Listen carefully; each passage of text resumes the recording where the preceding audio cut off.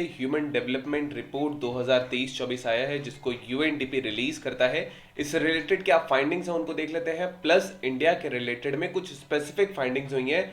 India की progress देखी जाएगी जेंडर इनइक्वालिटी इंडेक्स में।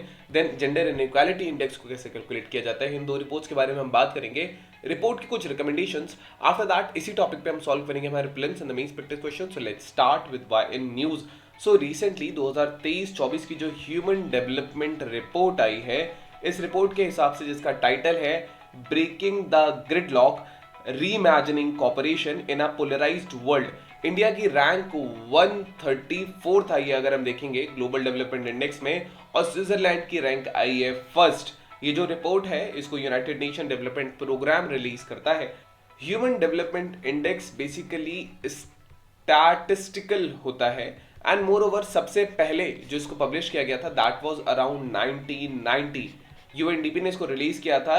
ये एवरेज अचीवमेंट मेजर करता है तीन बेसिक डायमेंशंस में।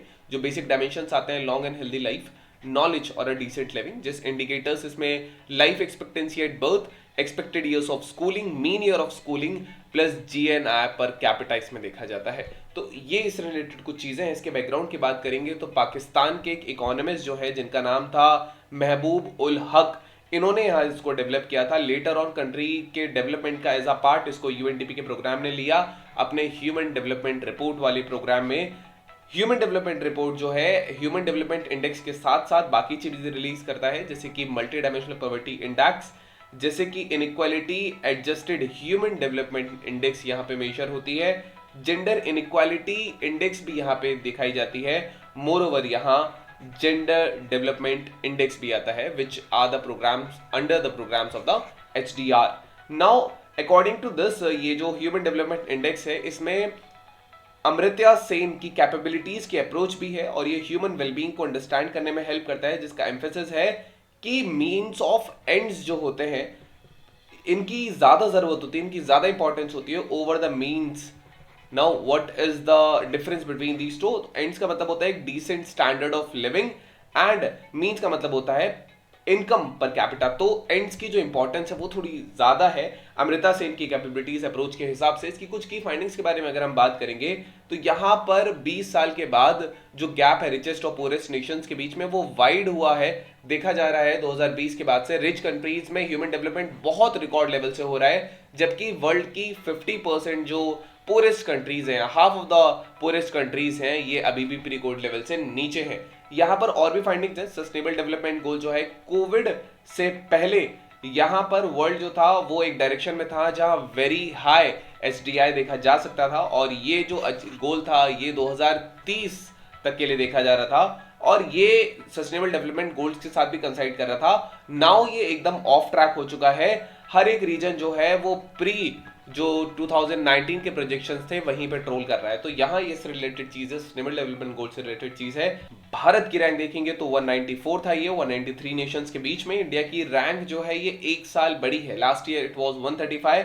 India medium human development category में आता है। मोर ओवर यहाँ पर इंडिया ने डेवलपमेंट्स देखे सारी एचडीआई इंडिकेटर्स में, भले वो एग्जिस्टेंस एक्सपेक्टेंसी हो, स्कूलिंग हो या ग्रॉस नेशनल इनकम हो, इंडिया ने डेवलपमेंट दिखाया जेंडर इनइक्वालिटी को डिक्रीज करने के लिए। इंडिया की जो जेंडर इनइक्वालिटी इंडेक्स की वैल्यू है ये बेटर है पूरे ग्लोब से एंड साउथ एशियन एवरेज अगर हम देखेंगे। India one of the biggest यहाँ पे, लेकिन जेंडर गैप बहुत ज्यादा है जहां पे 47.8% का यहाँ पे लेबर फोर्स पार्टिसिपेशन रेट देखा गया है।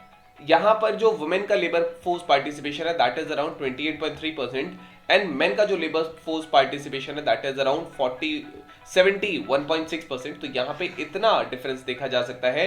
इंडिया के नेबर्स की बात करेंगे तो श्रीलंका की rank is around 78, same time China 75। इनको हाई ह्यूमन डेवलपमेंट कैटेगरी में रखा गया है। भूटान 125, बांग्लादेश 129, नेपाल 146 एंड पाकिस्तान 164।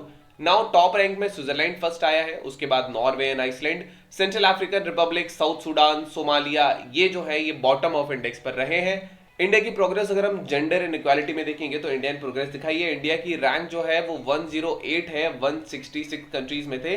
ये जेंडर इनइक्वालिटी इंडेक्स 2022 की यहाँ पे बात हो रही है। जेंडर इक्वालिटी 3 मेजर डायमेंशंस होते हैं जिनमें इनको मेजर किया जाता है, जिसमें सबसे पहले आता है रिप्रोडक्टिव हेल्थ, उसके बाद आता है एम्पावरमेंट वुमेन का, एंड देन आता है लेबर मार्केट में क्या सीन है।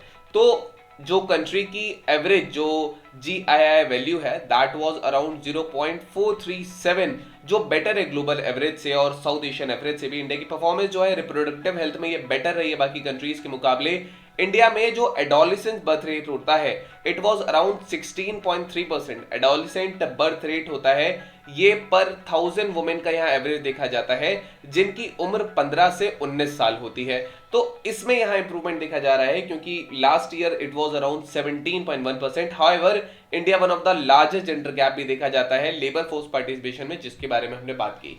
तो यहाँ ये रिपोर्ट कुछ रिकमेंडेशंस भी देता है। सबसे पहले यहाँ पे एक्स्ट्राऑर्डिनरी जो चैलेंजेस है खासकर की जो एंथ्रोपोसीन जो एरा चल रही है उसको एड्रेस करने की यहाँ बहुत ज्यादा जरूरत है। डिजिटल ग्लोबल पब्लिक गुड्स का इस्तेमाल किया जा सकता है ताकि इक्विटेबल ह्यूमन डेवलपमेंट हो सके, फाइनेंशियल मैकेनिज्म्स हो, इंटरनेशनल कोऑपरेशन की यहाँ जरूरत है, ह्यूमैनिटेरियन असिस्टेंट को खासकर की जहां पे वॉर चल रही है उन एरियाज में, प्लस जहां लो इनकम कंट्रीज है उन एरियाज में यहाँ पे पॉलिटिकल पोलराइजेशन जो हो रहा है वेस्ट और ईस्ट का उसको कम करने की जरूरत है। एक नई गवर्नेंस अप्रोचेस की जरूरत है ताकि हम लोगों की वॉइसेस को और ज्यादा एनहांस कर सके। सो ये सारी रिपोर्ट से रिलेटेड चीजें थी। Now we have today's prelims practice question. The question says consider the following statements about the Human Development Report. The report indicates a narrowing gap between the richest and the poorest nations. Since 2020, India's ranking on the HDI improved by 2 positions compared to the previous report. India's GII value is worse than the South Asian average, indicating greater gender inequality. Sri Lanka is categorized under the low human development category on the HDI. Which of the statements are correct? So you can type down in the comment section. The latest figure cannot. Then we have today's main practice question. The question says that critically examine India's performance on the Human Development Index 23-24, highlighting the key challenges and suggesting potential policy interventions. So this was all about today's video and session. I hope you understood it very well. Thank you. Have a nice day and stay tuned with the list IS for your better preparation.